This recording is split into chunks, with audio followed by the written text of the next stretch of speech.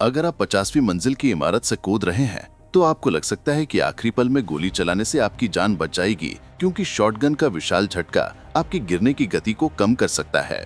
लेकिन सच्चाई ये है कि आपको कार के आकार की शॉटगन की जरूरत होगी ताकि गिरने की गति को धीमा करने लायक पर्याप्त झटका पैदा हो सके। लेकिन इतना शक्तिशाली झटका आपकी सारी हड्डियां तोड़ देगा और यहाँ तक कि आपके कंधे से आपकी बाहों को फाड़ देगा, जिसका मतलब है कि आप जमीन पर गिरने से पहले ही मर चुके होंगे।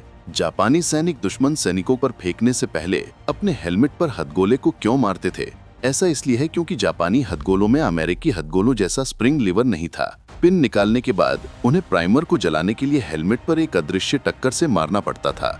लेकिन ये तरीका बहुत अविश्वसनीय था और सैनिकों को यकीन नहीं होता था कि प्राइमर वास्तव में जल गया है, जिसके कारण अक्सर हथगोले उनके हाथ में ही फट जाते थे। एक कैदी ने अपने दोपहर के खाने में मिली आड़ू को हरा रंग दिया ताकि वे हथगोले जैसे दिखें।